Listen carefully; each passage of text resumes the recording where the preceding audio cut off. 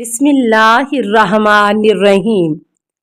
السلام علیکہ یا صاحب العصر والزمان، کہ جس میں اس بات کی دلیل ہے کہ وہ خدا کے شریک ہے۔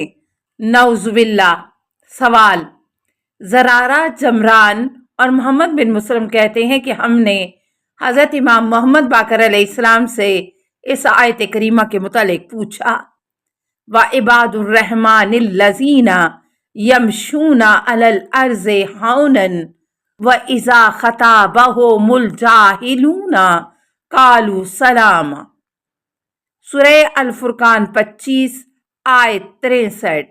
خدائے رحمان کے بندے وہ ہیں جو زمین پر آہستہ چلتے ہیں اور جب جاہل ان سے مخاطب ہوتے ہیں تو وہ سلامتی کا پیغام دیتے ہیں۔ جواب: امام علیہ السلام نے فرمایا، یہ آیت کریمہ حسنت مستقرم و مقامہ تک اوصیاء وارثان پیغمبر صلی اللہ علیہ وسلم کی شان میں نازل ہوئی ہے۔ سوال: ابو حمزہ کہتے ہیں کہ میں نے حضرت امام محمد باقر علیہ السلام کی بارگاہ میں عرض کیا، اللہ کرے میں آپ پر قربان ہو جاؤں، مجھے اس آیت کریمہ کے متعلق بتائیے۔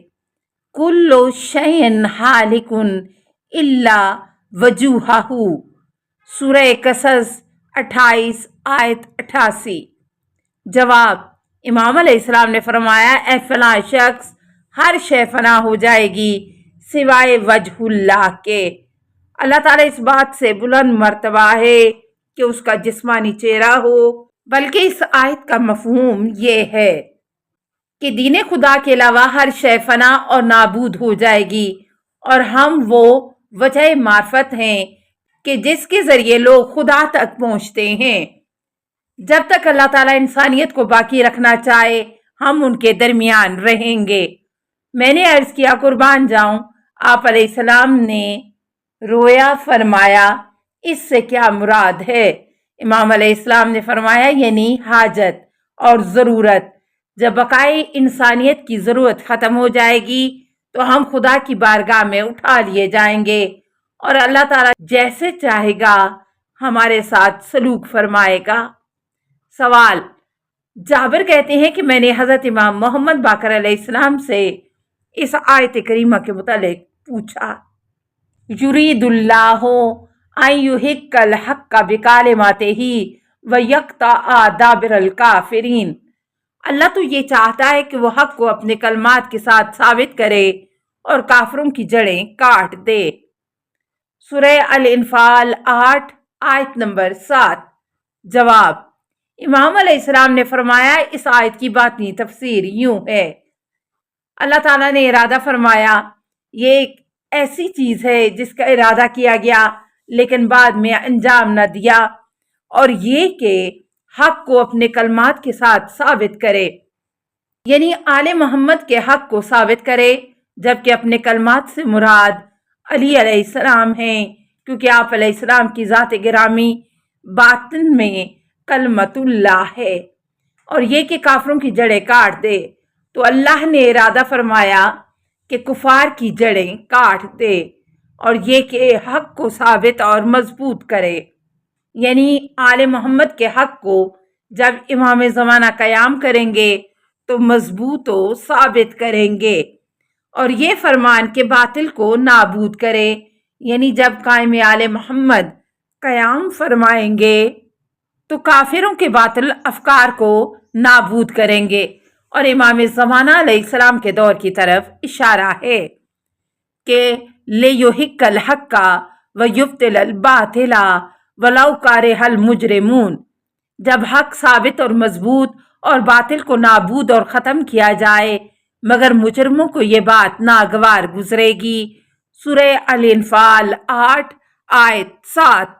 سوال: سلام بن مستنیر کہتے ہیں کہ میں نے امام محمد باقر علیہ السلام سے اس آیت کریمہ کے متعلق پوچھا، کل شیء ہالک الا وجہہ، سورہ قصص 28 آیت نمبر 88، کہ وجہ اللہ کے علاوہ ہر شے نابود ہو جائے گی۔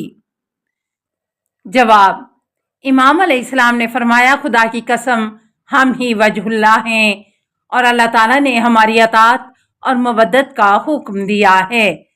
وہ قیامت تک ہلاک و ختم نہیں ہوگا بلکہ قائم رہے گا۔ تو یہی مفہوم ہے اس وجہ کا کہ جس کے لیے فرمایا سوائے وجہ اللہ کے ہر شے نابود ہو جائے گی، اور ہم میں سے جو کوئی بھی اس دنیا سے جائے گا تو اس کے فرزندوں میں سے کوئی ایک ان کا جانشین ہوگا یہاں تک کہ قیامت کا دن آ جائے۔ سوال: ابو خالد کابلی فرماتے ہیں کہ میں نے حضرت امام محمد باقر علیہ السلام سے اس آیت کریمہ کی تفسیر پوچھی۔ وَرَجُلًا سَلَامٌ لِرَجُلٍ، وہ مرد جو ایک آدمی کے آگے تسلیم ہے۔ سورہ زمر 39 آیت 29۔ جواب: امام علیہ السلام نے فرمایا اس سے مراد علی اور آپ علیہ السلام کے شیعہ ہیں۔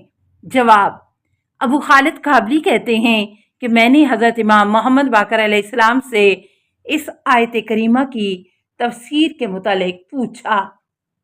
ضرب اللہ مثلا رجلا فیہ شرکاء متشاکسون ورجلا سلاما لرجل هل یستویان مثلا۔ سورہ زمر 39 آیت نمبر 29۔ اللہ تعالیٰ مثال بیان کرتا ہے اس شخص کی جس کی ملکیت میں کئی لوگ شریک ہیں اور اس کے متعلق آپس میں مباحثہ کرتے ہیں، اور ایسا شخص جو فقط ایک آدمی کے آگے فرما بردار ہے، کیا یہ دونوں برابر ہیں؟ امام علیہ السلام نے فرمایا وہ شخص کے جس کے متعلق کئی شریک افراد آپس میں بحث و مباحثہ کرتے ہیں، اس سے مراد پچھلا ہے، کیونکہ مختلف گروہ اس کی حکومت اور ولایت میں جمع ہوئے، حالانکہ وہ ایک دوسرے کو لعنت و ملامت کرتے تھے اور ایک دوسرے سے بیزار تھے، جبکہ وہ شخصیت جو ایک دوسرے کے آگے تسلیم تھا، اس سے مراد پہلے امام برحق حضرت علی علیہ السلام اور آپ علیہ السلام کے شیعہ ہیں، کیونکہ علی علیہ السلام رسول خدا صلی اللہ علیہ وآلہ وسلم کے فرما بردار تھے۔ سوال: جابر کہتے ہیں کہ میں نے حضرت امام محمد باقر علیہ السلام سے اس آیت کریمہ کی تفسیر کے متعلق پوچھا۔ کَشَجَرَةٍ طَیِّبَةٍ أَصْلُهَا ثَابِتٌ وَفَرْعُهَا فِی السَّمَاءِ تُؤْتِی أُکُلَهَا کُلَّ حِینٍ بِإِذْنِ رَبِّهَا۔ سورہ ابراہیم 14 آیت 24 تا 25۔ کیا آپ نے ہمیں دیکھا کہ اللہ تعالیٰ نے کلمہ طیبہ کو ایسے پاکیزہ درخت سے تشبیہ دی کہ جس کی جڑیں ثابت اور اس کی شاخیں آسمان پر ہیں، وہ ہر وقت اپنے رب کے اذن سے اپنا میوہ دیتا ہے۔ جواب: امام علیہ السلام نے فرمایا درخت سے مراد رسول اکرم صلی اللہ علیہ وآلہ وسلم ہیں، اور فرع تنا سے مراد حضرت علی علیہ السلام ہیں، جبکہ شاخ سے مراد حضرت فاطمہ الزہرا سلام اللہ علیہا بنت رسول اللہ ہیں، اور اس کے میوے سے مراد آپ علیہ السلام کے فرزند ہیں، جبکہ آپ علیہ السلام کے شیعہ اس درخت کے پتے ہیں۔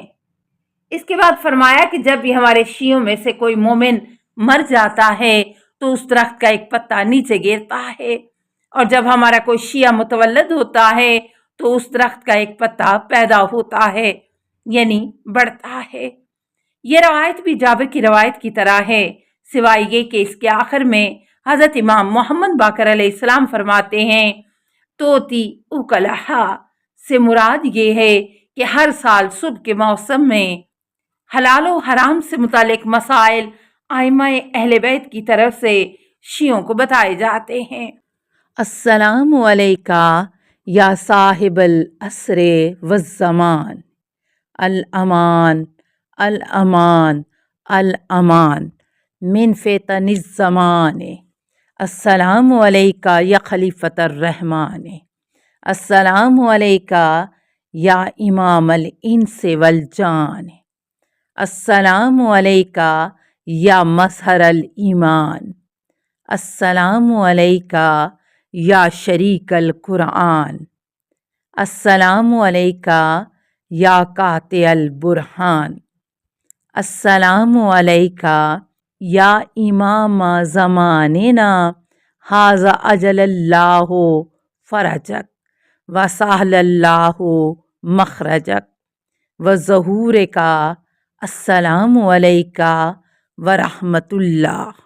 اللہم صلی علی محمد و آل محمد۔